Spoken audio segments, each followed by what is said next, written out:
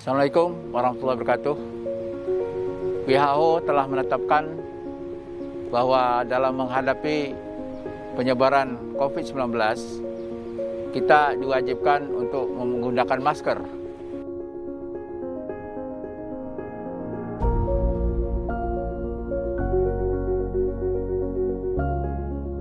Tahun 2019 hingga sekarang, masyarakat dunia sedang dilanda pandemi yang dikenal dengan istilah wabah virus corona.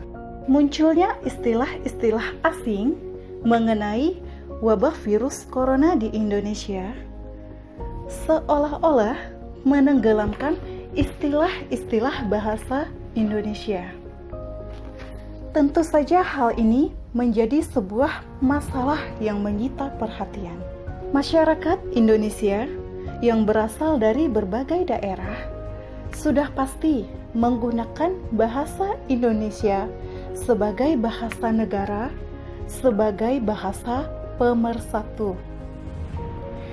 Jika istilah-istilah asing tetap mengakar kuat, maka lambat laun bahasa Indonesia akan dinomorduakan di negeri sendiri. Lalu, bagaimana cara mengubah kebiasaan penggunaan istilah-istilah bahasa asing di tengah pandemi virus corona sekarang ini? Pertama, ubah istilah-istilah bahasa asing sesuai dengan bahasa Indonesia. Misalnya, COVID-19 diganti dengan virus corona. Droplet diganti dengan butiran air ludah.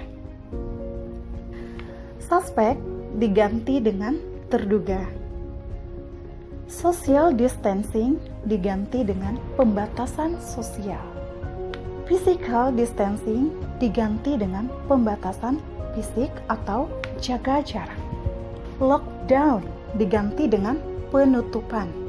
Rapid test diganti dengan tes cepat. Swab test diganti dengan tes usap.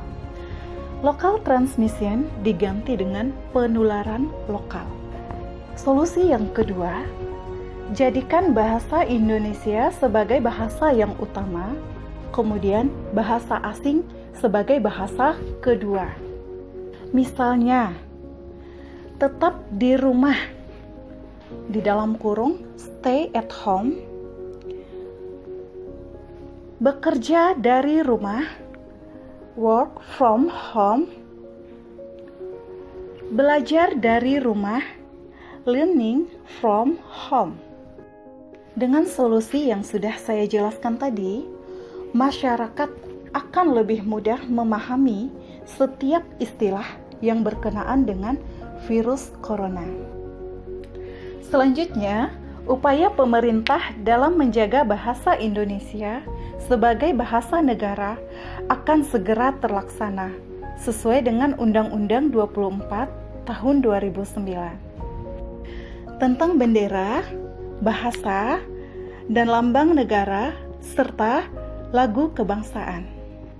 Hal ini termaktub dalam pasal 25 ayat 2 yang berbunyi, bahasa Indonesia sebagaimana dimaksud pada ayat 1 berfungsi sebagai jati diri bangsa, kebanggaan nasional, sarana pemersatu berbagai suku bangsa, serta sarana komunikasi antar daerah dan antar budaya daerah.